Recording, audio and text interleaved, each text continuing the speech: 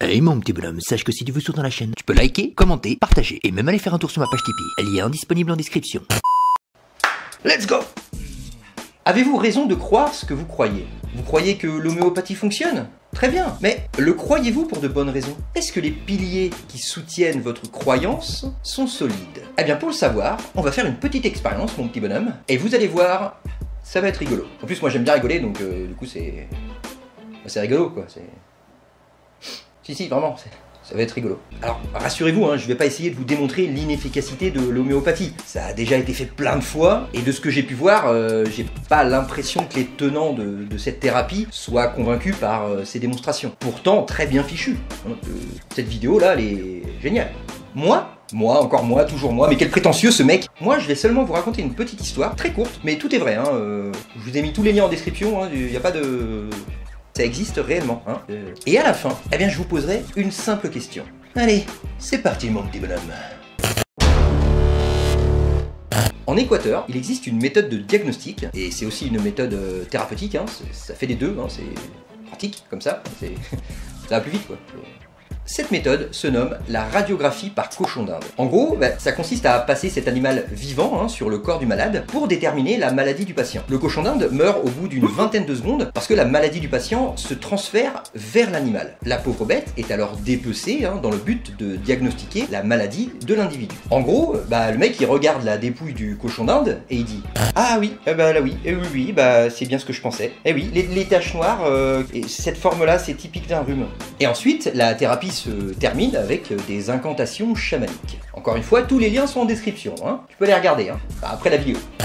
Cette pratique, vous vous en doutez, n'a jamais démontré son efficacité réelle. Et la personne qui viendrait vous affirmer droit dans les yeux que ça fonctionne réellement... Non mais si, moi j'ai testé, ça marchait sur moi, et la pote de ma cousine qui est mariée avec le frère de son meilleur ami, et il a essayé aussi. Le mec, il va beaucoup mieux quoi. Alors, tu vois, c'est la preuve, vous seriez tenté de considérer cette affirmation comme étant complètement idiote. Et à première vue, vous n'auriez pas tort. Mais il existe 3 preuves majeures qui démontrent que cette thérapie fonctionne réellement.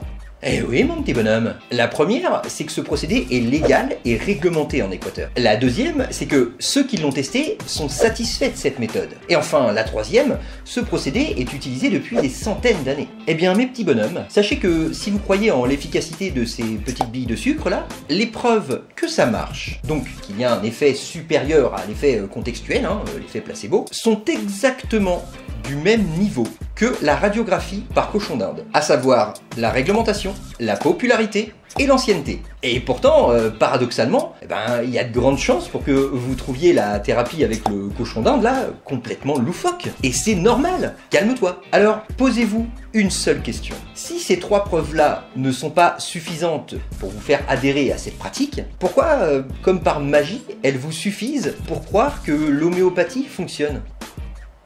Je vous laisse réfléchir là-dessus, moi je... Alors, calmez-vous. Normalement, à ce moment-là de la vidéo, si vous croyez en l'homéopathie, vous êtes dans une situation cognitive assez délicate. En gros, ça c'est votre croyance. Chaque pilier correspond à des arguments qui soutiennent votre croyance. Certains de ces arguments, il y a encore quelques instants, vous les pensiez forts et robustes. Mais vous venez de vous rendre compte que certains de ces piliers sont en réalité extrêmement fragiles. Maintenant, tout se passe entre vous et vous. C'est à vous de choisir. Conserver ces piliers et les réparer avec de la colle, en rajouter de nouveaux, ou bien les retirer. Mais si vous choisissez la dernière solution, vous l'avez compris, il y a de fortes chances pour que votre croyance s'effondre. Et ça, c'est pas très agréable. Et toi mon petit bonhomme, t'en penses quoi finalement de tout ça?